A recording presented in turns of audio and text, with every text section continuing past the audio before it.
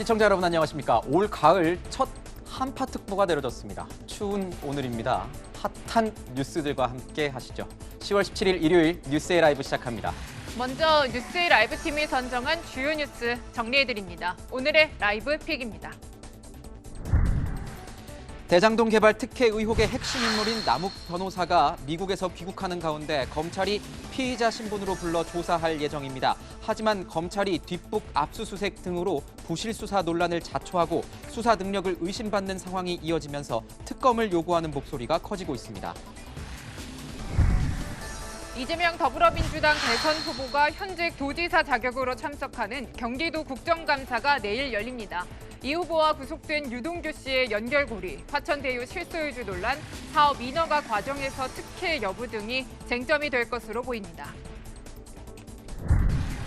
대선 후보 경선이 한창인 국민의힘은 주도권 경쟁이 치열합니다. 윤석열 전 검찰총장 캠프는 오선의 주호영 의원을, 홍준표 의원 캠프는 최재형 전 감사원장을 영입했습니다. 본 경선 여론조사 문항에 대한 본격적인 수싸움도 시작됐습니다.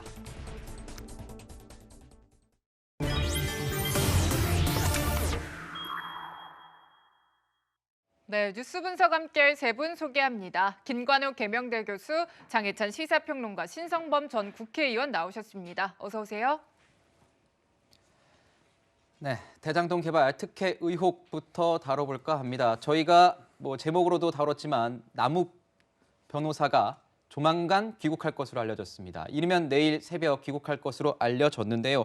지금 여러 관계자들, 이 대장동 개발 특혜 의혹과 관련된 이 관계자들, 키맨 4명이 있는데 그 4명 모두 다 다른 얘기를 하고 있습니다. 각자 로비는 모르고 있다, 이렇게 발뺌을 하고 있는데 평론가님, 어떤 상황이죠? 유동규, 김만배, 정영학, 남욱 네 사람이 말하는 게 모두 다 다른 내용입니다. 네, 조금씩은 다릅니다. 그러나 일단 이 정영학 회계사가 검찰에게 굉장히 핵심적인 증거들을 제시했다고 알려지고 있습니다. 그리고 일부 녹취록이나 증거 사진, 예를 들면 금품을 보낸 사진 등은 언론사에게도 제보를 한 것으로 알려지고 있는데요. 정영학 회계사의 주장에 따르면 이 김만배, 유동규, 그리고 김만배 씨가 언급한 그분이 누구인지는 모르겠습니다만 굉장한 고위급 인사로 추정이 되죠. 이런 사람들이 주도해서 사실상 대장동 게이트를 일으킨 것이고, 정영학 회계사나 남욱 변호사 같은 경우는 초창기에 이 사업 설립에 참여했다가 그 뒤부터는 사업의 핵심 진행 과정에서 배제되었다고 주장하고 있습니다. 네. 곧 귀국할 남욱 변호사도 그와 결이 비슷한 이야기를 하고 있고요. 반면 구속된 유동규 전 기획본부장이나 이번에 구속영장 신청이 되었지만 발부는 되지 않은, 구속이 일단 기각된 김만배 씨 같은 경우는 그렇지 않다. 그리고 본인들 선에서 어느 정도 이 대장동 게이트 의혹을 마무리하려는 그러한 의지를 보이고 있기 때문에 결과적으로 앞으로 계속 이어질 폭로 과정에서 정영학 회계사나 남욱 변호사의 말이 더 신빙성을 얻게 될지, 만약 그렇게 된다면, 또 이들로부터 추가적인 증거가 나온다면 검찰의 수사 방향이 김만배 씨와 유동규 전 본부장뿐만이 아니라 그 뒤에 추가적인 배후가 없는지까지 갈 가능성이 높고요. 그렇지 않고 정영학 회계사나 남욱 변호사의 증거물이 더 이상 나오지 않은 상황에서 여러 가지 수사에 어려움이 발생한다면 이 수사가 유동규 전 본부장 그리고 김만배 씨 선에서 끊어질 가능성이 있습니다. 추이를 조금 더 지켜봐야 될 것 같습니다. 네, 이런 흐름 속에서 이제 귀국을 하는 거로 알려진 남욱 변호사의 움직임이 주목을 받는 이유는 이 남 변호사는 2009년부터 대장동 사업에 관여한 것으로 밝혀지고 있습니다. 그리고 그 가운데 2014년쯤에 대장동 원주민들을 만나서 이 사업에 대해서 얘기했던 목소리가 좀 공개됐는데요. 저희가 준비해봤습니다. 들어보시죠. 이재명 시장이 되면 아주 급속도로 사업을 진행을 추진은 빨라질 것 같고요. 다른 분이 되면 조금의 시간은 걸릴 수 있어요. 다시 협의하는 과정에 있어서. 지도 지정이 된 상태에서 시장이 바뀌잖아요. 손을 못 대서. 그래야 지도 지정을 하려고 자꾸 하는 거예요. 이재명 시장이. 자기 제안을 지켜달라고 못을 박으라네. 대장동 사람들한테 나 선거운동 좀 하고 못을 박 개못을. 맞아요. 똑똑한 사람. 계속 끌려가잖아요, 저희가. 근데 실제로 지금 상태에서 결합개발은 저희한테 나쁠 게 없어요. 지금은 환산을 하면 더 이익이에요. 네, 목소리를 쭉 같이 들으셨는데, 그러니까 당시에 이재명 성남시장의 재선을 바라는 게 굉장히 필요하고 좋은 일이다, 이런 흐름 속에서 얘기를 하고 있어요. 근데 이제 귀국한다고 알려졌고 어제 저녁 보도로 이제 좀 언론에 나온 내용들 직접 만나서 한 얘기들을 들어보면은 그 당시 상황에서는 재선을 바라는 게 굉장히 필요하고 당연한 일이었다 이렇게 얘기를 하더라고요. 교수님 좀 어떤 맥락에서 저희가 해석을 해야 되겠습니까? 그러니까 이미 남욱 변호사 같은 경우는 그런 어떤 사업의 설계에 깊숙이 관여돼 네. 있고 그 흐름이 어떤 방향이 유리하다는 것을 본인이 잘 알고 있었기 때문에 그런 방향 속에서 이제 원주민들을 설득하고 토지주들을 설득해서 이제 토지를 팔게끔 하는 유도하는 그런 이제 얘기들을 한 것인데 이분 같은 경우는 지금 본인이 역할이 굉장히 없다. 축소됐다. 네. 뭐 이렇게 얘기를 하고 있는데 이분이 사실은 이런 사업의 시작이에요. 그래서 2009년에 이 정영학 회계사가 같이 이 대장동 개발 사업을 추진합니다. 그런데 이게 이제 민간 사업으로 시작하려고 그러는데 2010년에 지금 이재명 지사가 당선이 되잖아요. 그렇게 해서 이제 성남시가 주도하는 공영 개발로 나가려고 그래요. 그런데 이제 돈이 없다 보니까 지방채를 발행하려고 하는데 그 당시에 정부였던 이명박 정부가 지방채 발행을 불허합니다. 그러다 보니까 이게 이제 좌초가 되죠. 그러니까 이걸 다시 민간 사업으로 돌리려고 하는 그런 과정 속에서 새누리당 의원 2명을 입장을 이제 민간 사업으로 전환시키는데 동의하게끔 하는 그런 역할들을 해요. 그리고 실질적으로 2014년 그 과정 속에서 이제 이 화천대유를 만들고 사업을 진행하는데 굉장히 중요한 역할을 한 것이 뭐냐면 400억 원이라는 돈을 유치하는데 굉장히 이제 적극적인 주된 역할을 합니다. 그래서 이제 여기에 천화동인의 하나의 어떤 대주주로 자리를 잡게 되는 것이고 본인이 2015년도에 이후에는 역할이 없다. 왜냐하면 구속됐기 때문에 네. 그때가 이제 대장동 비리로 구속이 된 상황이었기 때문에 본인이 역할을 하고 싶어도 사실상 할 수가 없었던 거죠. 근데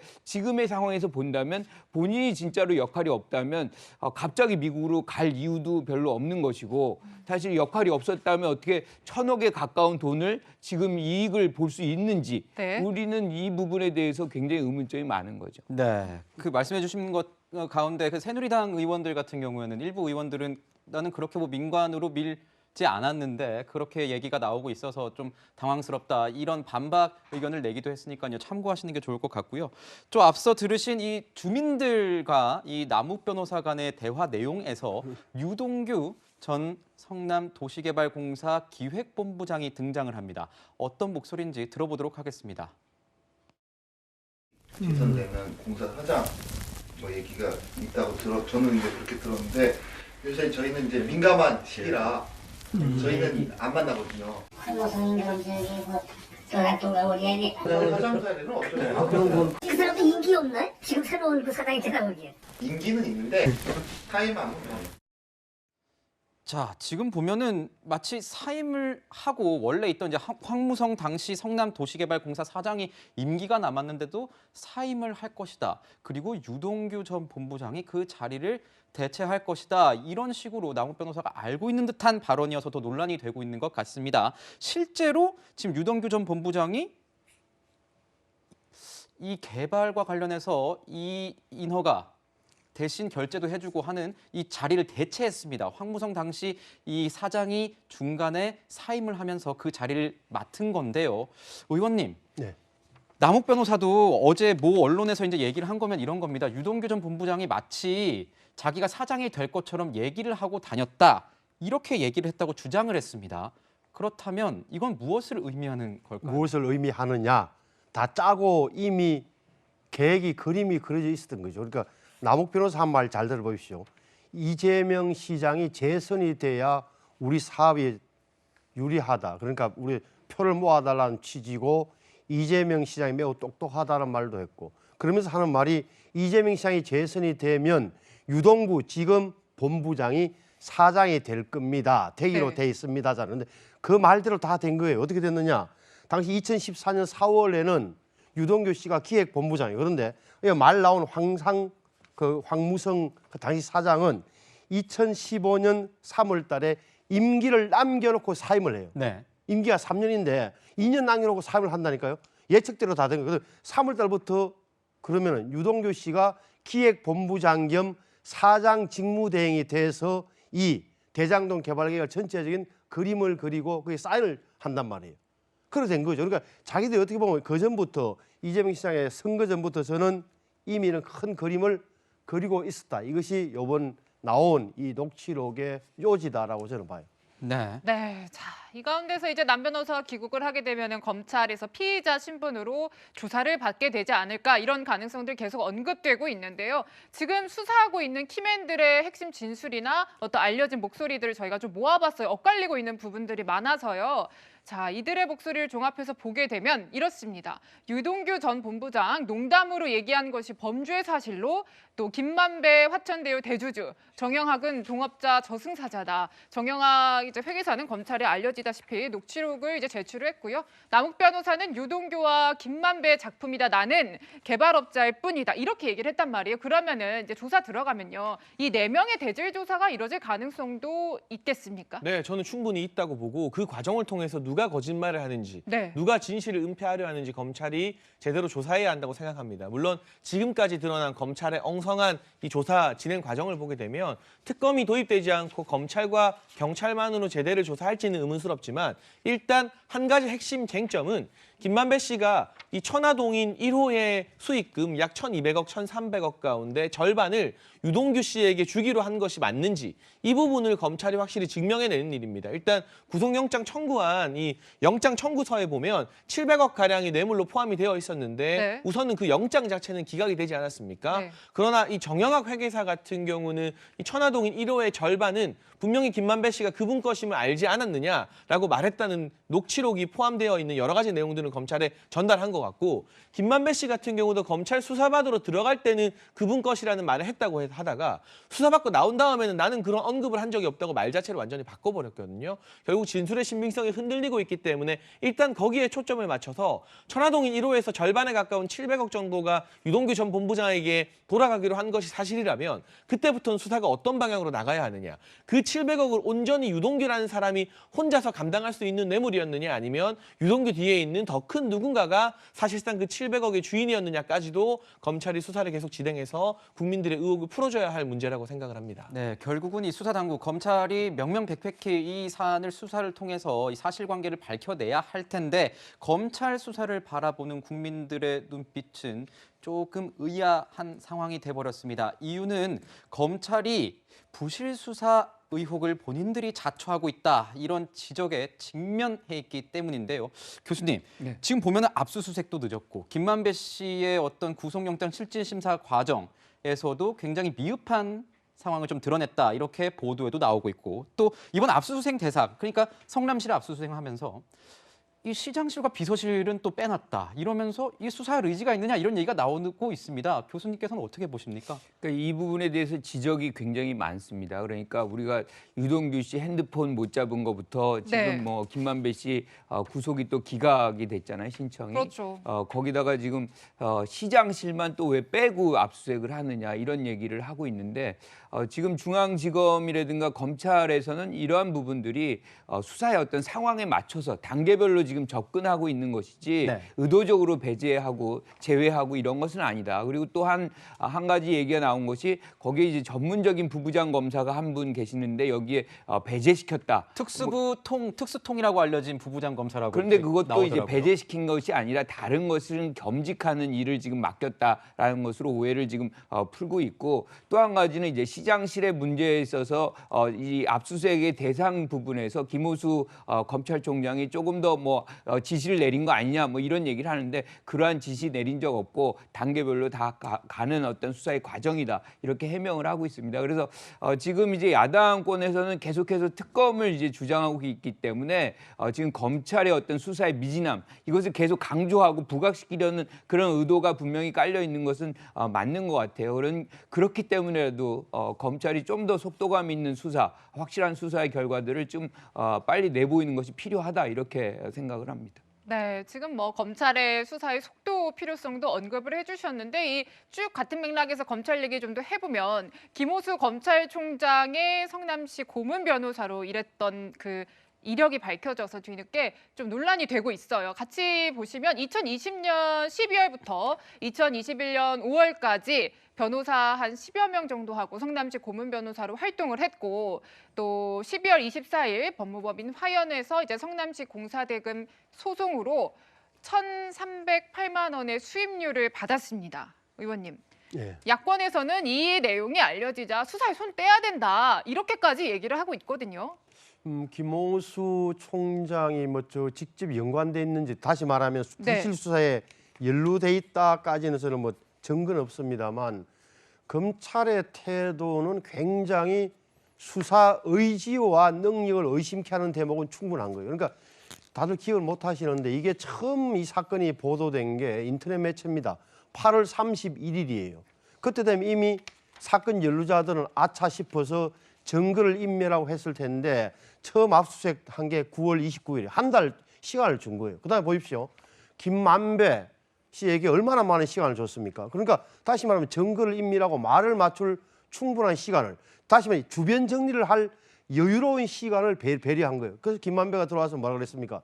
아, 나 녹취되는 줄 알고 내가 거짓말했다. 네. 로펌의 변호사들이 어떻게 보면 시킨 대로 디펜스 방언 논리를 충분히 전개하고 있는 이런 상황이에요. 뭐 핸드폰이 아니 제가 따로 안 하겠어요. 그러니까 경찰에도 완전히 망신당할 정도의 수사 지금 능력을 보여주고 있다. 또 하나는 두 번째 2014, 15년도에 유동규 씨가 썼다는 핸드폰. 경찰이 서울 경기 남부청이 찾아내니까 그걸 검찰이 먼저 가서 가지고 왔다는 거 아닙니까? 이런 거 보면은 검찰은 애초부터 이 사건을 수사하고 싶지 않았다. 왜? 잘못하면 이게 여당의 대통령 후보까지 선이 올라가는 수사 칼이 올라가는 것을 이미 배제하고 시작한다. 이미 실링 어떻게 보면 상한선을 정해놓고 하는 수사다. 제 눈에는 그렇게 보여요. 네, 개인적인 의견 말씀을 주셨고 또 김호수 총장의 어떤 반박, 그 해명 내용도 좀 저희가 전해드려야 할 것 같습니다. 김호수 총장은 지역 봉사 차원에서 이거 10년 넘게 살고 있던 성남시 고문 변호사를 맡았던 것이고 그 월 고문료 30만 원은 전액 법무법인 계좌를 입금해서 회계 처리를 했다. 그리고 법인이 수임해 수행한 것이고 대장동 사건과는 일절 관련이 없다. 이렇게 하면서 이 성남시 공사대금 소송 사건에 대해서도 본인은 관계가 없다라는 점 말씀을 해주셨습니다. 교수님께도 좀 여쭤볼게요. 아까 이제 말씀을 해주시면서 검찰은 수사할 의지가 없다. 또 일각에서는 이 증거 인멸했을 이 시간을 줬다. 뭐 그럴 가능성, 어떤 논란을 뭐 여지를 준 건 맞는 것 같습니다. 그런 논란의 여지를 준 것 같은데 교수님 입장에서 보시기에는 어떠세요? 그러니까 지금 김호수 총장이 성남시 고문 변호사를 했기 때문에 뭐 시장실이 배제가 되고 압수수색이 늦어졌다. 뭐 이렇게 좀 상황을 얘기하는 것은 좀 호도하는 것이다. 왜냐하면 고문 변호사라는 것이 사실 한 15분 계시고 한 30만 원 정도 들어오는 건데 이 검찰총장이라는 막중한 이 직책과 그것의 이유 때문에 이 직책을 충실하게 수행을 안 한다. 그거는 조금 과한 해석이라고 생각이 좀 들고요. 지금 검찰은 여러 가지로 지금 굉장히 위기 상황에 있는 것이잖아요. 이 상황 속에서 어렵사리 이렇게 총장을 맡은 김호수 총장이 이 문제를 쉽게 지금 뭐 보거나 네. 대처하거나 이럴 가능성은 매우 낮다고 봐요. 네. 특히나 지금 특검의 압력이 굉장히 강하기 때문에 여기에서 뭐 이거 뭔가를 빼고 의도적인 어떤 수사 나타난다. 그러면 큰 뭐 비난에 직면할 수밖에 없기 때문에 저는 조금만 우리가 신중하게 기다린다 그러면 김호수 검찰이 뭔가를 이제 규명할 것이다 이렇게 기대합니다. 조만간 뭔가 결과가 나올 수 있다. 지켜보자 이런 말씀을 주셨습니다. 네, 지금 저희가 검찰 수사 관련해서 계속 분석을 하고 있는데 정말 여론은 어떻게 생각을 하고 있는지 같이 좀 짚어보면 더 좋을 것 같아요. 저희가 관련한 여론조사를 좀 준비를 해봤습니다. 자, 특검이 필요하냐? 특검 도입에 대한 인식을 조사했는데 필요하다는 응답이 64.5%, 필요하지 않다 26.7%, 모름이 8.8로 나왔습니다. 그리고요, 이 대장동 개발 특혜 의혹이 계속해서 불거지고 있는데 과연 이 의혹이 자신의 대선 후보 지지의 결정에 영향이 있을지를 물어봤더니 자, 영향 미칠 것 52.7%였습니다. 평론가님, 이 조사들 어떻게 해석을 하고 계십니까? 일단 제가 한 가지 배경을 설명해 드리면 이 조사 의뢰자가 KBS라는 방송국이고 조사 기관이 한국리서치입니다. 전화 면접 방식으로 조사를 한 거예요. 그런데 이제는 시청자분들도 잘 아시는 것처럼 보통 전화 면접 방식의 조사에서는 중도층까지 다 잡히죠. 네, 그리고 여권에게 조금 더 유리한 우호적인 결과가 나오고 네. ARS 방식의 조사에서는 야권에게 우호적인 결과가 나옵니다. 근데 일반적으로 여권 우호 성향의 결과가 나오는 전화 면접 방식의 조사에서 마저도 특검이 필요하다가 64.5%, 그리고 이 대장동 게이트, 대장동 의혹이 대선에 영향을 끼친다는 응답이 52.7%가 나왔기 때문에 이건 무슨 뜻이냐? 네. 전통적인 여당 지지층, 민주당 지지층마저도 지금 대장동 게이트를 보면서 흔들리고 있다는 결과인 것입니다. 특검 도입이 필요하다는 건 지금의 검찰 수사가 미진하다는 뜻인 거죠. 그런데 거기에 응답한 사람들이 단순히 야권 지지자나 중도 무당층뿐만이 아니라 민주당, 여권 지지층 일부까지도 지금 흔들려서 특검 도입 쪽으로 여론이 옮겨가고 있다는 것이기 때문에 이 같은 수치를 저는 정부 여당에서 매우 심각하게 봐야 한다는 생각이 들고요. 김종인 전 비대위원장에 대한 정치적 판단은 각자 다르겠습니다만 큰 판을 잘 보는 원로 정치인이라는 데는 여야에서 이견이 없을 겁니다. 근데 최근 언론 인터뷰에서 이 대장동 의혹이 결국에는 대선의 어떤 핵심 이슈가 될 것이다. LH 사태와 연관성이 있기 때문에 수도권 민심에 큰 영향을 끼칠 것이라고 김종인 전 위원장이 말을 했어요. 제가 지금 국면에서 돌아볼 때 이 의혹이 터졌을 때 이재명 지사가 이걸 국민의힘 게이트라고 하면서 대대적으로 역공을 하고 나는 누구보다 잘했다고 말할 것이 아니라 선을 빨리 그으면서 여러 가지 좀 미진한 부분이 있었지만 나와의 연결고리는 없다. 그러나 국민들 앞에 내가 겸허하게 사과한다는 기조로 갔으면 이 불똥이 이렇게까지 커지진 않았을 텐데 이미 기호지세가 돼버렸죠. 이게 국민의힘 게이트다. 그리고 나는 역대 어느 지자체장보다 잘한 것이다라고 이재명 지사가 지금 선공을 쏘아 올렸기 때문에 이 이슈를 계속 끌고 갈 수밖에 없다는 점도 민주당에게 상당히 큰 악재로 작용하지 않을까 싶습니다. 네, 이런 상황에서 야권은 이 대장동과 이재명 경기지사, 이재명 후보의 관계, 연관성에 대해서 굉장히 집중을 하고 있습니다. 그것을 밝혀내려고 하는데 그중에서 나온 게 이종배 의원이 주장하고 있는 이 내용입니다.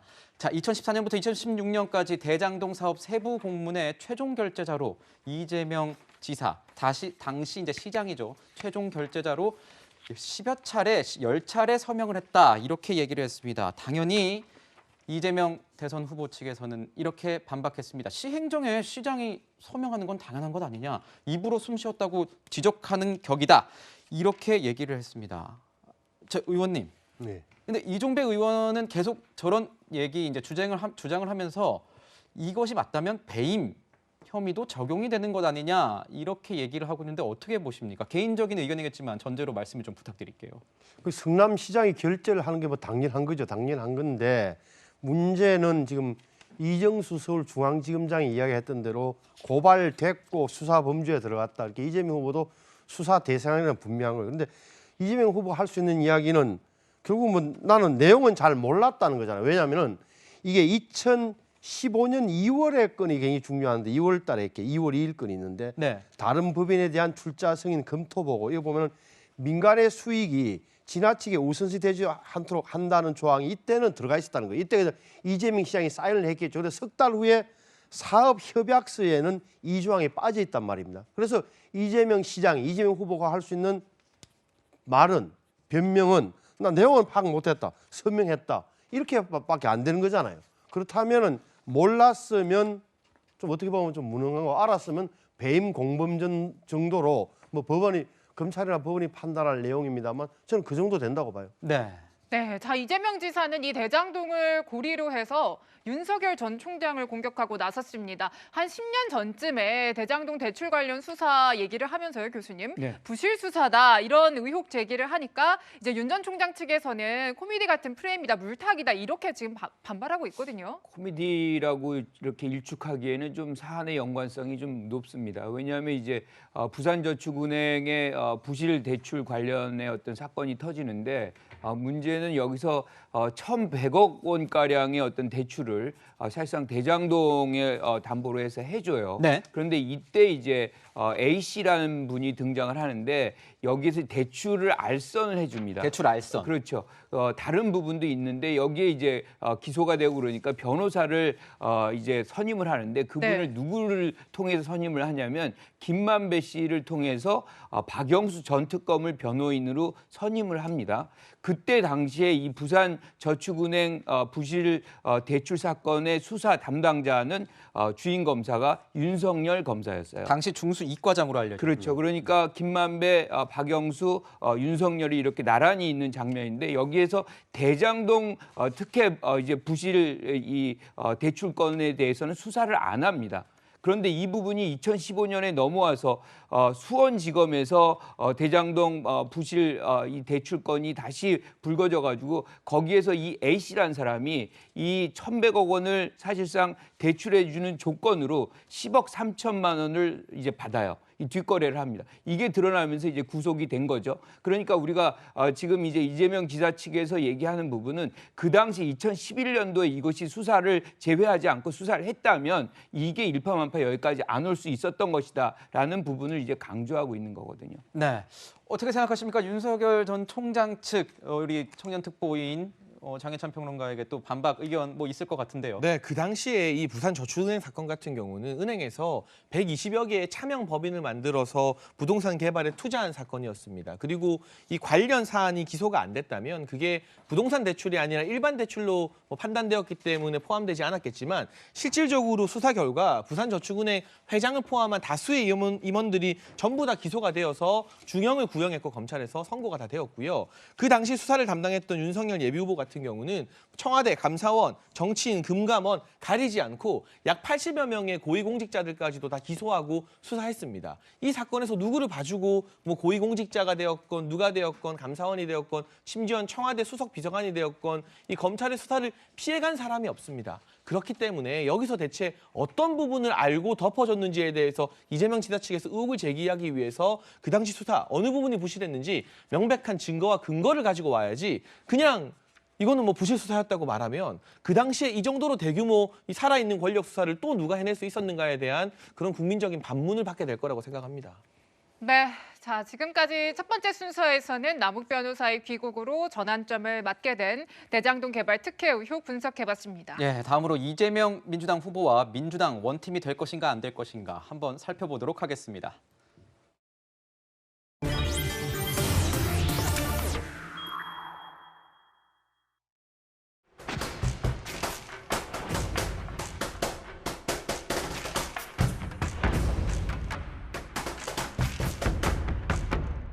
국민의힘이 얼마나 나라를 망쳐왔고 또 부동산 투기를 통해서 얼마나 부당한 이익을 얻었고 보여드릴 좋은 기회다라고 생각해서 제가 국정감사에 임하게 됐습니다.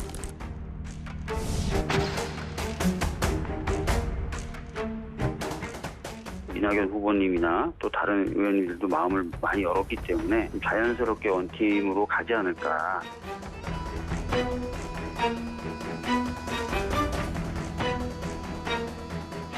이재명이 포퓰리스트입니다.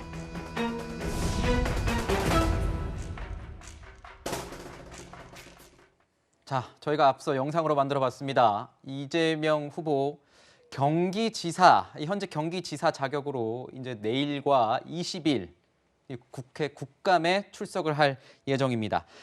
자, 이 대장동 국감이 될 것이다. 뭐 국감은 반환전을 돌았지만 18일과 20일 굉장히 중요한 국감 일정이 될 것 같습니다. 평론가님 좀 여쭤볼게요. 이 지사 본 것처럼 좋은 기회가 될 것이다. 본인에게 득이 될 것이다. 이렇게 얘기를 하고 있는데 국감에서 어떤 자세를 보일까요? 근데 저는 이런 일이 떠오를 때마다 그 미국의 저명한 정치학자 조지 레이코프가 쓴 코끼리 생각하지 마라는 책이 참 많이 회자되는 것 같아요.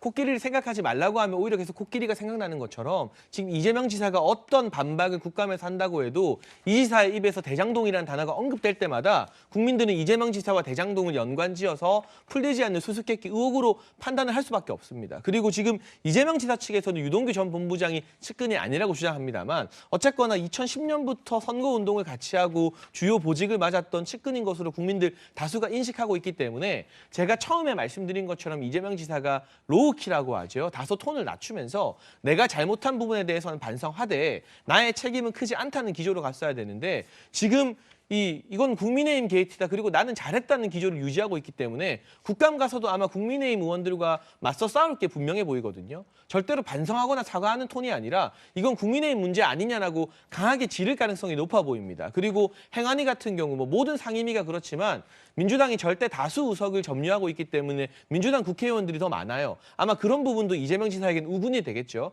그래서 국감장의 현장 분위기로는 이재명 지사가 기세등등할 수도 있고 반격을 취할 수도 있겠지만 이러한 논의가 계속되면 계속될수록 내년 3월까지 국민들은 이재명 지사와 대장동을 엮어서 보게 되기 때문에 네. 이재명 지사가 이걸 좋은 기회라고 생각할 게 아니라 하루빨리 화제를 전환하기 위한 다른 이슈가 무엇인지에 대해서 지금 심각하게 고민해야 될 상황이라고 생각을 합니다. 네, 네. 장해찬 평론가는 강하게 지를 것이다라고 하셨나요? 강하게 이제 반격, 국민의힘 측, 야당 측에 반격을 할 것이다 이렇게 얘기를 했는데 교수님 저자세로 나올 수도 있는 것 아닙니까? 저자세라는 게 뭐 본인도 책임이 있다, 뭐 일정 정도의 어떤 책임도 통감을 하고 뭐 그렇게 나올 수도 있는 것 아닙니까? 그러니까 지금 국감을 앞두고 사실은 당에서는 경기지사직을 좀 먼저 내려놓는 것이 낫지 않겠냐 뭐 이런 조언들이 있었던 걸로 알고 있어요. 네. 근데 본인이 이거를 정면 돌파하겠다 뭐 이렇게 선택을 한 것 같습니다. 그런데 원래가 국감이란 거는 야당의 시간이거든요. 야당의 어떤 국감 스타들이 만들어지는 이런 장면인데 지금 이게 잘못하면 이제 이재명의 시간이 될 수도 있겠다. 그러니까 지금 뭐 많은 국민들이 18일, 20일 이 국감에 이재명 지사 참석하는 부분을 이제 시청을 할 텐데요. 결과적으로 어떤 이제 이 야당이 증거를 갖고서 실질적으로 이제 그것을 연관성을 증명해내느냐가 굉장히 중요한데 그것에 실패한다라고 하면 사실은 그때부터 이제 지금의 기조가 흔들릴 수 있는 것이고 지금 이재명 지사 같은 경우는 뭐 경선의 과정이었기 때문에 굉장히 이 전체적인 부분을 이제 소명을 못하고 이렇게 흘러왔지만 이때부터는 오히려 차분하게 국민들에게 뭐 사안의 어떤 본질에 대한 어떤 설명 그리고 이 민간의 어떤 막대한 수익이 생겼던 부분에 네. 대한 어떤 겸허한 사과 뭐 네. 이런 부분들을 같이 갈 공산이 있고 하지만 야당 의원들이 굉장히 정치 공세를 이제 하게 되면 거기에 대해서는 굉장히 강력하게 이제 대처하는 일종의 네. 강온을 이제 번갈아 사용하는 그런 전략을 쓸 가능성이 좀 있다 이렇게 생각을 합니다. 네, 네. 야당이 어떻게 나올지 또 이재명 지사가 어떻게 나올지에 따라서 이 득실이 달라질 것이다 이렇게 분석을 해주셨습니다. 네, 국감에서 어떤 얘기들이 오갈지 지금 굉장히 관심이 모아지고 있는데 하나 저희가 예상해 볼 수 있는 부분은 아마도 그분 공방이 이뤄지지 않을까 싶습니다. 그러니까 그분이 뭐냐면요. 이 정영학 회계사가 제출한 녹취록에서 나오는 얘기고요. 또 천화동인 1호 소유주 관련해서 계속해서 언급이 되고 있는 그 단어입니다. 일단 이 그분에 대해서 김만배 씨는 이렇게 얘기를 했습니다. 한번 들어보시죠. 그분에 대한 설명 계속 엇갈린다라는 지적들이 있습니다. 아니 그분은 전혀 없고요. 그분은 전혀 없습니다. 맥락을 들어봐야 아는데 그때 이런 얘기 저런 얘기 했기 때문에 기억이 나지 않습니다. 그리고 사실 그런 분은 없습니다. 제가 주인입니다.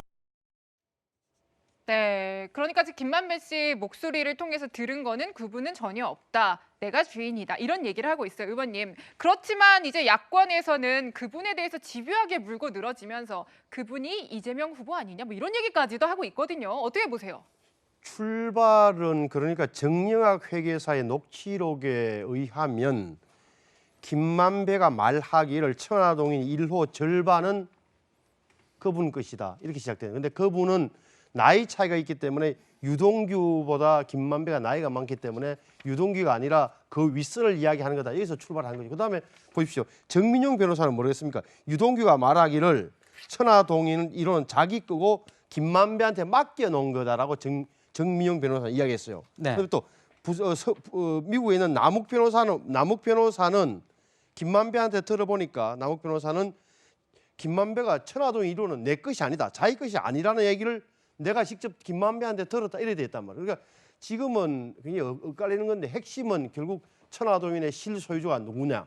다 그럼 누구한테 차명계좌를 맡겨놓은 배우가 누구냐는 거고 좀 더 근접한 것은 이정수 중앙지검장의 말이에요. 그러니까 정치인은 아니다라는 말도 하셨고 그다음에 야당 의원들이 계속 물으니까 단언할 수는 없다까지 나온 거예요. 그래서 저는 개인적으로는 이재명 후보일 가능성은 좀 적어 보인다. 그러나 네. 제3자일 가능성은 충분하다라고 보고 있어요. 네, 앞서 저희가 말씀드린 것처럼 아마 내일 뭐 국감장 저희가 미리 예측을 좀 해본다면 구속된 유동규 씨와 이재명 후보와의 관계 그리고 화천대유 실소유주 논란 그리고 사업 인허가 과정에서 이재명 지사가 알았느냐 몰랐느냐 이것에 대해서 아마 공방이 계속 이어질 것으로 보입니다. 내일 국감 어떻게 되는지 한번 지켜봐야 될 것 같습니다. 자, 이 민주당 상황 계속 알아보도록 하겠습니다. 민주당 경선은 끝났는데요. 경선에 대한 잡음은 계속 이어지고 있습니다. 컨벤션 효과 전혀 못 보고 있다. 이런 얘기도 나오고 있는데요.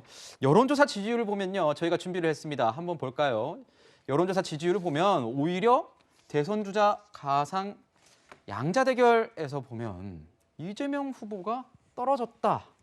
뭐 이런 표현도 가능할 것 같습니다. 5% 하락 이렇게 적어놨는데요. 저희가 어떻게 보십니까, 교수님? 일단은 컨벤션 효과는 안 나왔다. 그러니까 네. 2명에서 1명으로 모아졌기 때문에 사실은 2명의 지지율이 한 곳으로 모여야만 이게 이제 컨벤션 효과가 나왔다라고 이제 할 수 있는 것인데 그 부분은 뭐 분명하게 안 나온 거죠. 그런데 우리가 그 과정을 좀 들여다본다면 충분히 이해는 할 수 있을 것 같아요. 그러니까 사퇴한 후보의 이 표를 어떻게 처리할 것이냐를 갖고서 사실 뭐 이재명 지사 측과 뭐 이낙연 후보 측의 어떤 갈등이 굉장히 컸었잖아요. 그렇죠. 뭐 이런 부분들이 극단화된 것이 경선 그날이었고 그 직후였던 겁니다. 그러면서 이제 송영길 대표의 또 다른 말들이 겹쳐져 가지고 굉장히 사실은 갈등이 이제 첨예화되는 그런 장면이었기 때문에 이낙연 후보의 지지자들이 사실상 이 이재명 지사로 옮겨가는 것보다는 부동층화해 가지고 오히려 야당 후보들에게 넘어간 결과가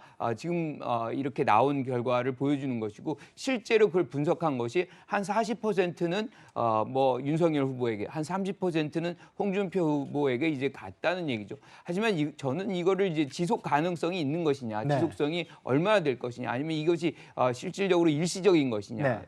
이게 이제 시간이 흘러갈수록 진영의 어떤 논리가 이제 강화되고 특히나 이재명 지사와 당이 이낙연 후보에 대한 어떤 포용 뭐 이런 자세를 이제 더 강화시키면서 이 여야의 어떤 대결 국면이 커지면 커질수록 저는 이제 부동층화됐던 지금 이낙연 후보의 지지자들이 돌아올 가능성이 있고 이렇게 되면 어느 정도 지지율이 다시 재구성될 가능성이 높다 이렇게 봅니다. 네, 지금 이제 교수님은 이낙연 전 대표의 지지층이 부동층화됐고 그들의 움직임을 이제 얘기를 해주셨는데 이제 그들을 끌어안으려는 이재명 후보의 노력도 굉장히 계속 이어지고 있는 것 같아요. 뭐 서른 의원이랑 포옹도 하는 모습도 보여주고요. 하지만 이제 지지자들의 움직임을 보면은 뭐 팩스 테러라고 표현을 하더라고요. 이제 의원실에 팩스 보내서 결선 투표 가야 된다 이런 목소리도 계속해서 내고 있는 상황입니다. 이 평론가님이 보시는 이 이낙연 전 대표 지지층들의 어떤 향방은 어떻게 예상하십니까? 일단 팩스 테러라는 표현을 쓰면 안 될 것 같아요. 왜냐하면 그런 지지자들의 이런 움직임에 대해서 문재인 대통령이 흥미롭게 만드는 양념이라고 했기 때문에 민주당 내부에서는 팩스 양념이다 이렇게 네. 불러야 될 것 같고요. 이 같은 움직임에 대해서 이재명 지사가 사실 더 적극적으로 나가야 됩니다. 지금 아쉬운 건 원팀을 만들어야 되는 건 그리고 이낙연 전 대표 지지층을 흡수해야 되는 건 이재명 지사거든요. 저는 사실 경선 끝나고 그 당일 밤에 이재명 지사가 이낙연 전 대표 종로에 있는 자택 찾아갈 거라고 예상했는데 안 찾아가시더라고요. 그냥 찾아갔을 때 문전박대 당하면 그건 그거대로 이낙연 전 대표가 속 좁은 사람이 되는 거고 일단 집에 들여보내주면 거기서 무슨 이야기를 하건 어떤 약속을 하건 이낙연 전 대표와 손잡고 같이 이야기를 하고 나온 것만으로도 상당히 이 민주당이 흔들리는 이 대결 구도를 원팀으로 결집시키는 효과가 있을 수 있을 텐데 지금 너무 덜 적극적인 것이 아닌가. 30의원 앉는 걸로 끝나는 게 아니라 이낙연 전 대표의 측근이죠. 정운현 공보단장 같은 경우는 연일 본인의 SNS를 통해서 이재명 지사에 대해서 야당 후보들이 할 법한 날카로운 비판을 이어가고 있습니다. 그럼 이 정운영 공보단장의 뜻을 이낙연 전 대표의 뜻이라고 이낙연 후보 지지자들이 또 생각할 여지가 있거든요. 그래서 하루빨리 이낙연 전 대표를 찾아가서 읍소를 하든 뭘 하든 이낙연 전 대표와 포옹하는 그림을 만들어내는 게 정치 지도자로서 갖춰야 될 포용력이 아닌가. 그 부분에서 이재명 지사가 아직 좀 덜 절박해 보인다. 더 절박해져야 된다는 말씀을 드리고 싶습니다. 네, 오늘 이렇게 장해찬 평론가의 말을 들어보면 윤석열 후보 캠프의 이게 특보인데 오히려 이재명 후보에 대해서 굉장히 관심도 많고 이렇게 조언도 많이 해주는 이런 모습인 것 같습니다. 자녀가 없기 때문에 더 객관적으로 조언을 해줄 수 있습니다. 그렇군요. 자, 상황은 이렇게 됐습니다. 잡음이 나오는 것은 맞습니다. 이 잡음이 계속 이어지고 있는 가운데 지난 14일이죠. 해단식을 했습니다. 누가 했느냐? 이낙연 전 대표가 해단식을 했습니다. 그런데 거기서 씁쓸한 마음을 내비쳤습니다. 들어보시죠. 저는 이번에 패배했습니다. 그러나 여러분의 그러한 신념은 실패한 것이 아닙니다. 맺힌 게 있었습니다. 모멸하고 인격을 짓밟고 없는 사실까지 끄집어내가지고 유린하는 것, 그건 인간으로서 잔인한 일일 뿐만 아니라 정치할 자격이 없는 짓입니다. 네, 뭐 당을 위한 역할, 그러니까 뭐 선대위원장을 맡을 것이냐, 공동선대위원장을 맡을 것이냐, 원팀에 대해서는 어떻게 생각하느냐 이런 데에 대해서는 말을 아꼈습니다.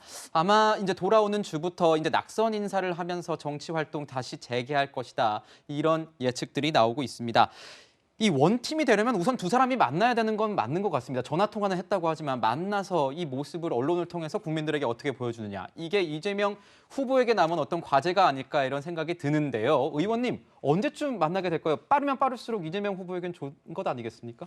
그렇죠. 이재명 후보 측에서 만나자는 제의를 할 텐데 뭐 전화 통화를 했습니다만 언제쯤 만나야 될지 이낙연 후보의 말 가운데 전 대표의 말 가운데 맺힌 게 있다는 표현이 상당히 좀 저는 가슴이 좀 아파요. 그렇게 지금 패배해 본 사람이 아는 건데 아하, 네. 어떻게 보면 좀 당내 투쟁에서 굉장히 거친 그 공격과 이걸 자기로 입장에서는 이낙연 대표 입장에서는 참고 참았는데 막판에 나온 것 같아요. 그런데 마음이 쉽지만 않을 것 같아요. 그럼에도 불구하고 저는 압력, 무형의 압력이 엄청날 테고 또한 이낙연 후보 입장에서는 자기 캠프에 있던 의원들의 정치적 미래도 보장해 줘야 되는 게 또한 현실적인 문제예요. 그래서 네. 제가 볼 때는 우리 국민의힘 대통령 후보가 선정되는 11월 5일 다음 달 이후에는 다음 달 초 이후. 다음 달 초 이후에는 어떤 식으로든 민주당에서 당내 역할을 하는 수밖에 없다라고 봐요. 네. 네, 자 이낙연 전 대표의 지지층의 마음이 지금 굉장히 궁금한 상황이 됐는데 김종희 전 비대위원장은 이들의 마음이 한 뭐 60%, 70%는 이 후보, 이재명 후보에게 안 갈 것이라고 얘기를 했거든요. 그들의 마음을 조금 엿볼 수 있는 조사를 저희가 하나 준비를 했습니다. 같이 좀 보시면 좋을 것 같아요. 지금 민주당 경선 이낙연 지지층에게 물었습니다. 이재명, 윤석열, 심상정, 안철수로 봤더니 윤석열 전 총장의 40.3%가 같고요. 이재명, 홍준표, 심상정, 안철수 물었더니 홍준표 후보에게 29.9%가 같습니다. 어떻게 좀 분석을 하고 계세요, 평론가님? 일단 이 다자 대결 구도 같은 경우는 이낙연 지지층에서 얼마나 갔느냐가 아니라 전반적인 이제 다자 대결 구도인 것 같은데 어쨌거나 지금 다자 대결에서 또 일부 또 이낙연 표가 어디로 갔느냐 이런 것을 본 것 같은데 지금 이 정도의 움직임이 있다면 사실상 본선 경쟁력에도 큰 영향이 있을 수밖에 없죠. 그렇기 때문에 제가 강조드렸던 것처럼 이재명 지사가 조금 더 절박한 태도를 취해야 한다고 누누이 말씀을 드렸던 것이고요. 시간이 지나면 알아서 돌아오겠지. 저는 그렇게 보이지 않습니다. 제가 정치권 여러 경선을 참 많이 봐왔지만 2007년도에 이명박 전 대통령과 박근혜 전 대통령의 경선이 역대급으로 치열한 경선으로 평가받지 않습니까? 그렇죠. 네. 그런데 그 경선에서마저도 상대 후보가 구속될 거라거나 또는 상대 캠프의 국회의원을 고소고발하는 사례는 없었어요. 그런데 이번 이재명, 이낙연 경선에서는 뭐 이낙연 후보 측의 서른 의원이 이재명 지사 구속될지도 모른다는 발언을 냈고 이재명 캠프에는 또 이낙연 캠프의 오영훈 의원을 고소고발한 것으로 알려졌거든요. 아마 지금 취한 것으로 확인이 되고 있습니다만 네. 어떻게 보면 그 2007년도에 박근혜 이명박 경선보다 훨씬 더 치열하고 뜨거웠던 경선이기 때문에 그 후유증과 부작용이 더 길게 갈 수 있다. 2007년도에 이 한나라당 경선 후유증이 10년을 갔습니다. 친이 친박의 갈등으로. 그렇다면 이번 2021년도 이재명, 이낙연의 경선 갈등 후유증이 과연 남은 4개월여 안에 봉합이 될 것인가. 여기에 대해서 당 지도부뿐만이 아니라 후보까지도 비상한 위기의식을 가져야 될 것 같습니다. 그렇군요. 아까 저희가 보내드렸던 이 그래픽 여론조사 결과를 보면은 일부 여론조사 전문가들은 이런 얘기도 합니다. 40%가 이낙연 후보를 지지했던 40%가 윤석열을 찍을 것이다. 뭐 다른 후보를 찍을 것이다. 야권의 다른 후보를 찍을 것이다 하는데 이 표본 자체가 이 모든 국민의힘 지지자, 야권 지지자들도 모두 다 들어가 있는 상황이기 때문에 이것만 보고 이낙연 지지자, 여권의 어떤 지지자들이 몰릴 것이다 이렇게 분석하는 것은 조금 확대된 분석이 될 수 있다 이런 평가도 있었다는 점을 좀 말씀을 드리고 가겠습니다. 자, 이런 상황에서요 이재명 후보 문재인 대통령과 만나겠다 이렇게 얘기가 솔솔 나오고 있습니다.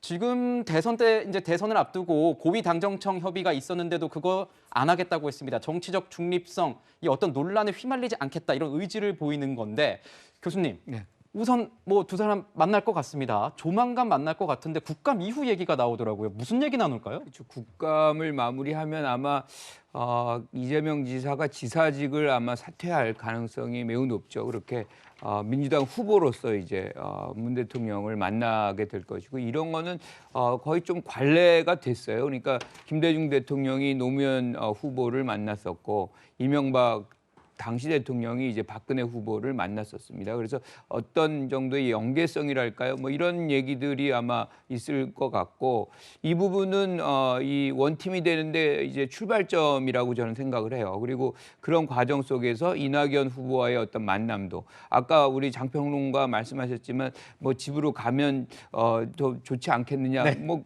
과거에는 그랬던 일 굉장히 많아요. 그리고 그렇게 해서 이제 문 앞에서 쫓겨나면 뭐 이런 것이 역풍을 불고 뭐 그랬던 건데 지금은 사실 오히려 더 분노를 그러니까 이낙연 후보자의 지지자들 이거 보여주려고 하는 거 아니냐 뭐 이렇게 오해를 살 수가 있기 때문에 지금은 오히려 좀 서로가 우리가 소위 말하는 컴다운을 하는 그런 시기거든요. 진정을 좀 하고 서로의 생각을 좀 이렇게 고르는 그런 시간인 것이고 우리 정치라는 것이 자기 감정을 다 내세워 가지고 할 수 있는 부분이 아니거든요. 그래서 이런 시간적 여유를 갖고서 반드시 원팀으로 갈 공산이 매우 높다 이렇게 봅니다. 그런데 의원님 지금 보면요. 야당 입장에서 보았으면은 야당 대선 주자들은 다 이게 정치 개입이다 이렇게 얘기하고 있지 않습니까? 청와대의 정치 개입.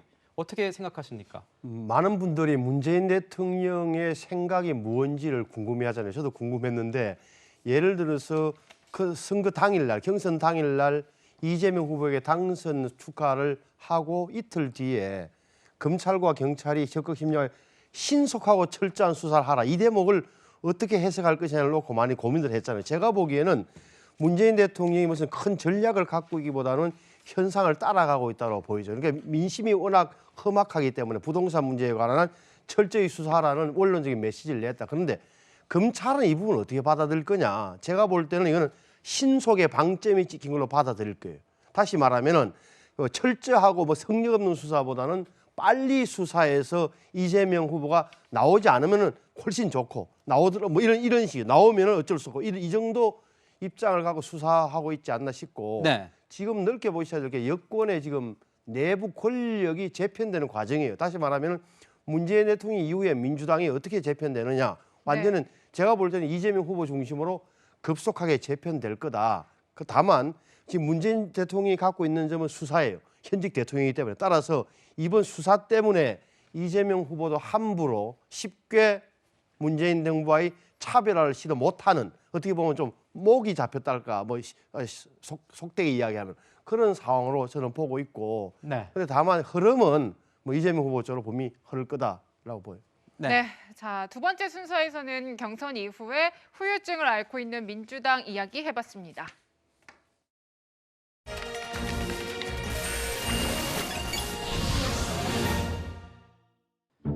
영끌, 비투, 패닉바잉, 벼락, 거지, 미친 집값. 자고 일어나면 천정부지로 치솟는 부동산 가격이 만들어낸 신조어죠. 무주택 서민들에게 남은 거라곤 내 집 마련 코스의 중간 사다리 역할을 해줄 전세뿐입니다. 월세로 살며 목돈을 모아 전셋집을 얻고 또 점차 늘어나는 전세금을 종잣돈 삼아서 내 집 마련을 하는 거죠. 집 없는 것도 서러운데 하마터면 이 추운 날 전세살이도 못하고 집에서 쫓겨날 뻔했습니다. 금융당국이 전방위 대출 조이기에 나서면서 전세 대출까지 옥죄인 겁니다. 6.9% 달성하려면 굉장한 노력이 필요한 상황입니다. 가계대출 증가액 중 절반이 전세대출이고 그 대출 잔액의 60%를 부동산 폭등 직격탄을 맞은 2030 세대가 차지하고 있는데 말이죠. 이 서민들은 왜 이렇게 심각하게 대출 규제를 할까? 저희가 뭐 가진 게 뭐가 있겠습니까? 대출 찾아 헤매는 실수요자들이 은행 앞에서 길게 선 줄을 보면서 정말 우리나라 맞나? 란 생각이 들었습니다. 집값 잡을 자신이 없으면 주거 안정성이라도 보장해줘야 할 텐데 도리어 집 없는 사람들을 더 깊은 나락으로 빠뜨렸습니다. 애초에 이런 상황이 벌어질 거란 걸 몰랐다면 무능이고 알고도 밀어붙였다면 무책임입니다.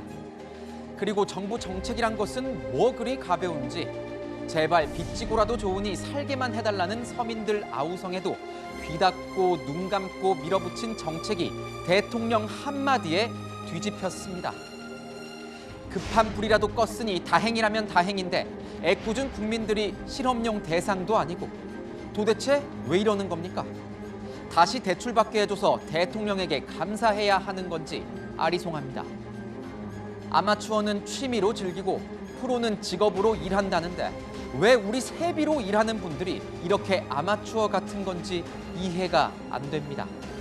아니, 아마추어도 이것보단 잘할 겁니다. 지금까지 화나요 뉴스였습니다.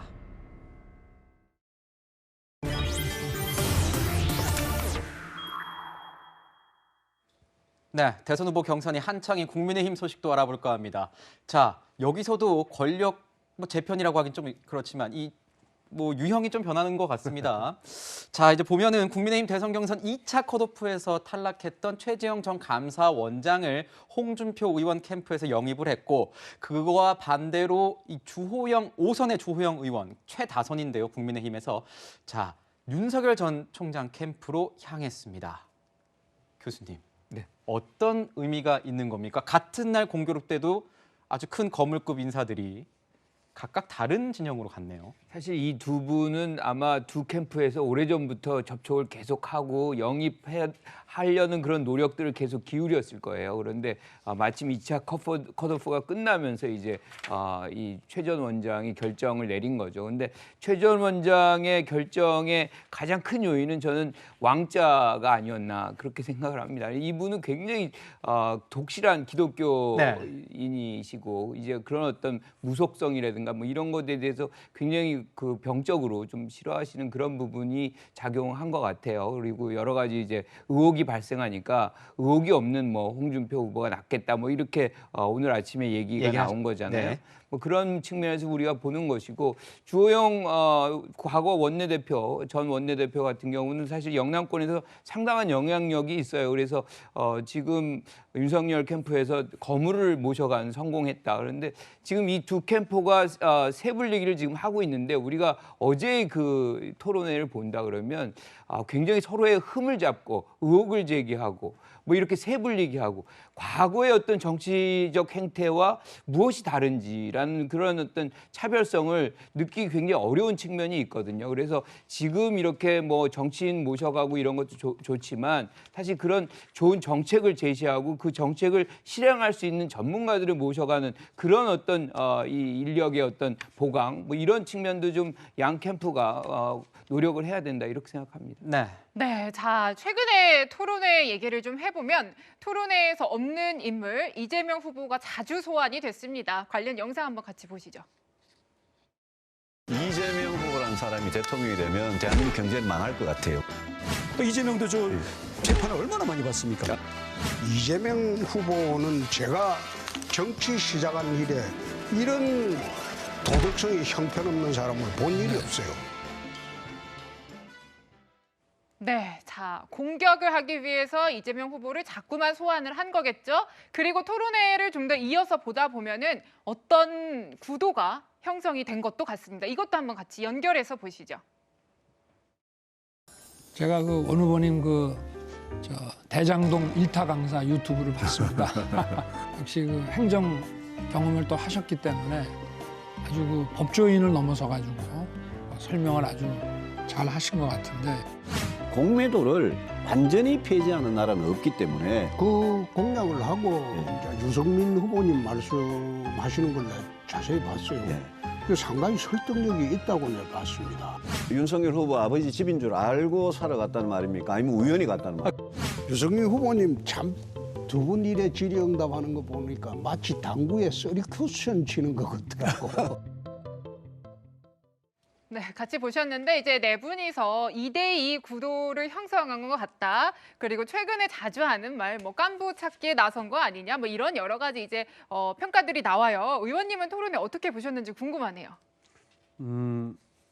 중반전에 지금 토론이 10번 가운데 3번이 끝났고 내일 아마도 4번째 토론이 있는데 이제 그 10번 가운데 3번은 1대1이거든요. A와 B, 뭐 C와 D 이런 식으로 한 번 했는데 자연스럽게 어떻게 보면은 인간적인 친소 관계와 또한 당내의 상황에 따라서 자신의 정치적 전략적 판단을 하는 것 같아요. 윤석열 후보 입장에서는 어떻게 보면 원희룡 후보를 어떤 주니어 파트너로 삼아서 뭔가 하는 게 훨씬 유리한 듯하고 판단하는 것 같고, 원희룡 후보 역시 뭐 잘 되면 좋겠지만 잘 안 되면 당권이나 이런 데 생각이 있는 것 아니냐는 그런 말이 나올 정도로 네. 윤석열 후보 처음에 어떻게 보면 연합을 연대한다 그럴까 그렇게 기색이 역력하고 본인은 부인하고 있습니다만 홍준표, 유승민 후보는 오래 이제 정치를 같이 했고 뭐 고향도 같고 하니까 아마 서로 이해도가 높아서 그런지 서로를 좀 보완해주면서 윤석열을 같이 공격하는 이런 구도로 가고 있다. 근데 이게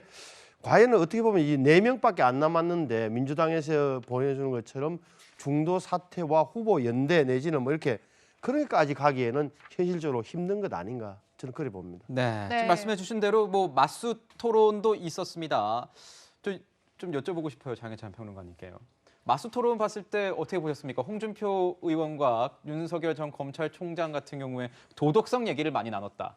그리고 이 유승민 의원과 원희룡 의원 같은 경우는 정책 공약과 관련해서 굉장히 심도 있는 토론을 했다. 이렇게 얘기를 했는데 평론가 입장에서 객관적으로 한번 평가 부탁드릴게요. 제가 객관이 가능할지 모르겠습니다. 저희가 알아서 것처럼, 말씀 좀 하겠습니다. 특정 후보 네. 캠프에 몸담고 있기 때문에 네. 일단 그 맞수 토론이 끝나고 나서 저는 하루의 피로가 회복되는 느낌이었고요. 네. 캠프의 다른 관계자들과 통화했을 때 분위기가 굉장히 긍정적이었습니다. 네. 이게 제 개인적인 소감은 이 정도로 가름을 하고 네. 홍준표 후보는 처음부터 끝까지 도덕성 문제를 집중적으로 제기했습니다. 그런데 제가 봤을 때 전략 실패가 아니었겠는가. 네. 왜냐하면 홍준표 후보는 자신이 정치 26년 했다는 정치 경력을 지금 강점으로 내세우고 있는데 그렇다면 다방면에서 정책과 공약으로 윤석열 후보를 검증했어야 되는데 오직 도덕성 부분에 초점을 맞추다 보니까 윤석열 후보가 국민들이 많이 지켜보는 가운데서 해명을 마음껏 할 수 있는 무대를 오히려 제공해 준 것이 아닌가 하는 이야기가 끝나고 나오고 있고 정치 4개월한 윤석열 후보가 오히려 26년한 홍준표 후보에게 제발 정책 검증하자. 이런 식의 인신공격이 아니라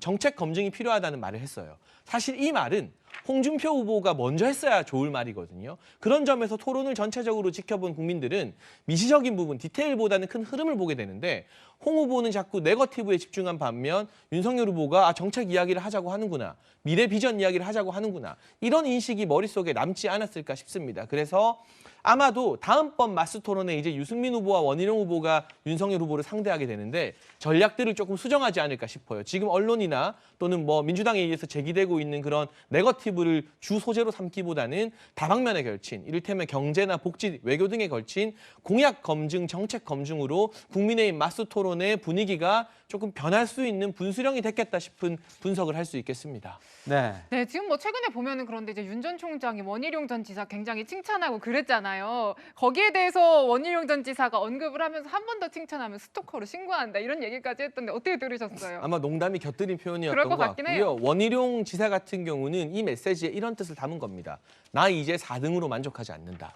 물론 2차 경선 결과가 외부에 공개되지 않았지만 네. 많은 언론에 의해서 원 지사가 4등이라는 그런 추측이 제기되지 않았습니까? 그리고 원 전 지사 같은 경우도 매우 치열하게 4위 경쟁을 해서 본경선에 올랐는데 지금 분위기가 상승세이고 다른 후보들이 이를테면 홍 후보와 유 후보가 윤석열 후보를 대상으로 네거티브에 집중하는 동안 원희룡 후보는 독자적으로 정책 이야기를 많이 한 측면이 있어요. 그 부분이 유권자들에게 좋은 반응을 불러일으켰기 때문에 이제는 4위에서 만족하지 않고 나아가서 뭐 3위, 2위 더 큰 목표까지도 내다볼 수 있다. 네. 그러니까 나를 더 이상 4위 주자로 묶어두지 말라는 그런 메시지를 원희룡 후보가 이야기하고 싶었던 게 아닐까 싶고 이 유승민 후보와의 1대1 토론에서도 유승민 후보가 윤석열 후보에 대해서 부정적인 질문을 하자 원희룡 후보는 답변을 하지 않았습니다. 그러니까 네거티브 프레임에 휘말리지 않겠다는 그러한 기조는 앞으로도 유지할 것으로 보여집니다. 네, 그렇군요. 뭐 장혜찬 평론가 객관적인 의견도 있었고 주관적인 의견도 있었다는 점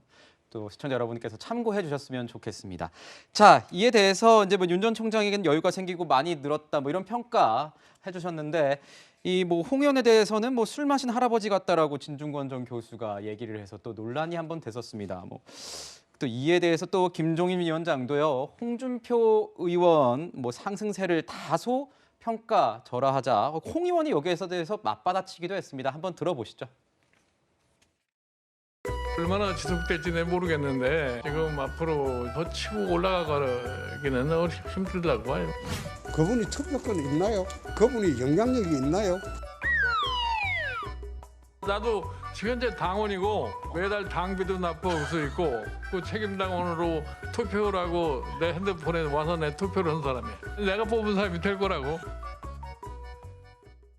네, 결국 뭐 누가 상승세를 타고 있느냐 이런 내용인 것 같습니다. 이재명 후보와 가상 양자 대결 여론조사 보면 홍 의원이 이 후보에게 앞서고 있다. 뭐 오차 범위 내에서 이기는 걸로 나온다 이런 얘기가 나오고 보수 지지층에서는 윤 전 총장이 오차 범위 밖에서 앞서고 있다 이런 내용도 있습니다. 결국은 교수님 이 여론조사를 통해서 최종 후보가 선출되는 만큼 이 여론조사 문구가 굉장히 중요하다 이런 얘기 나오지 않습니까? 지금 흐름으로 봤을 때 어떻게 판가름이 날지 좀 궁금한데 어떻게 보십니까? 두 가지 유형이 있거든요. 그러니까 1대1 가상 대결의 질문의 유형이 하나 있고 그다음에 경쟁력 전체로 이렇게 질문하는 경우가 있는데 경쟁력으로 물어보면 지지율을 기반으로 이렇게 응답하는 경향이 굉장히 커요. 그러면 사실상 윤석열 후보가 약간 유리할 수 있겠죠. 그런데 1대1의 어떤 가상 대결로 하면 각각의 후보들의 어떤 특성, 특히나 이재명 후보와의 어떤 대결 구도 속에서 뭐 토론을 잘한다거나 뭐 어떤 형태의 어떤 강점을 생각하게 되거든요.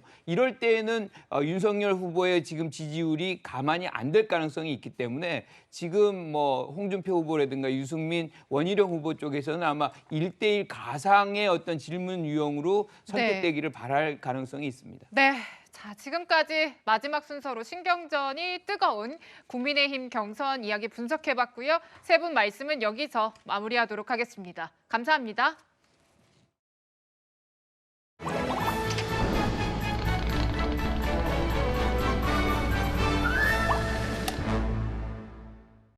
신의 한 수 시작합니다. 정윤철 기자와 함께합니다. 자, 이번에는 진실을 찾아 나서는 이야기로 준비했네요. 네, 주인공들이 감춰진 진실을 밝혀내기 위해 사투를 벌이는 영화를 준비했습니다.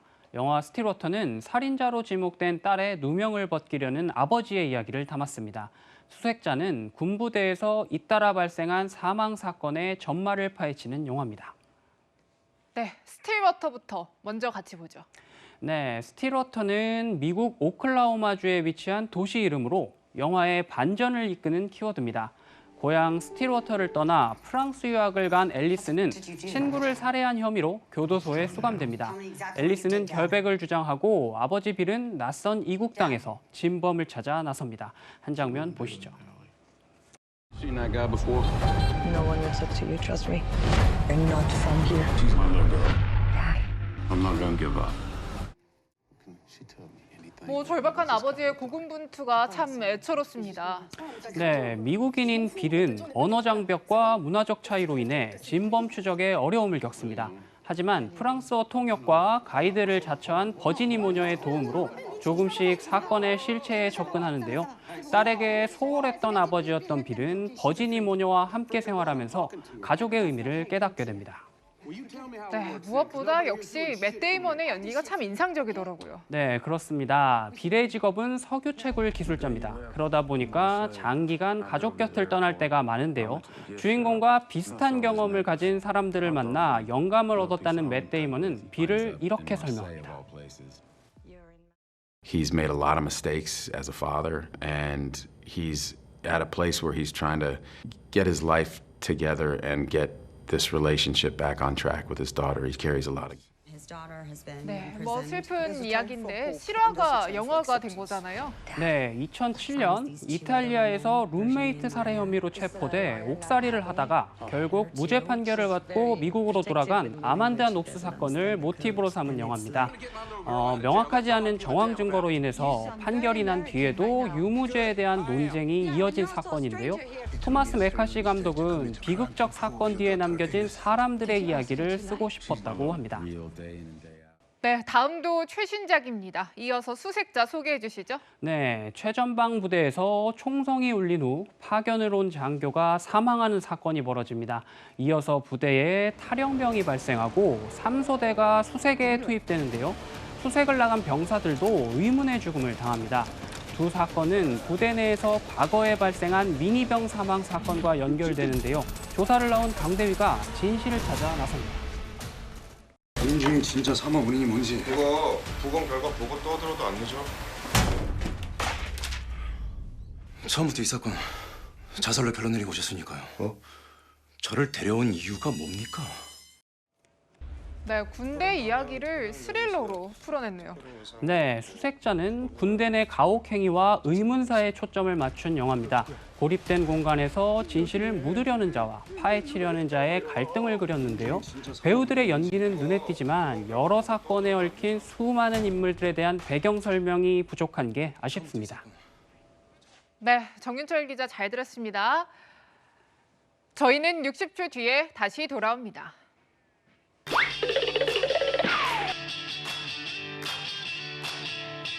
여러분의 일주일을 앞서갑니다. 이번 주 이 뉴스만큼은 꼭 알아야 된다. 저희가 미리 뽑아봤습니다. 주요 뉴스를 미리 보는 시간이죠. 앞으로 뉴스입니다. 내일부터는 수도권 식당이나 카페 등에서 최대 8명까지 사적 모임이 가능해집니다. 방역 당국은 다음 달 1일 시행할 단계적 일상 회복, 위드 코로나에 앞서 새로운 사회적 거리두기 조정안을 2주 동안 시행하는데요. 수도권 독서실, 스터디 카페, 공연장, 영화관도 밤 12시까지 이용할 수 있게 됐습니다. 모레부터 새로운 부동산 중개 보수 개편안이 시행됩니다. 중개 수수료가 절반 수준으로 낮아지는데요. 6억 원 이상 매매와 3억 원 이상 임대차 계약의 최고 요율이 인하된다고 하니까 참고하시기 바랍니다. 네, 민주노총이 정부의 집회 불허 원칙에도 이번 주 수요일 수도권과 13개 시도에서 총파업 집회를 엽니다. 서울 도심 집회에만 3만 명이 모일 것으로 알려져서 극심한 교통 대란이 우려되는데요.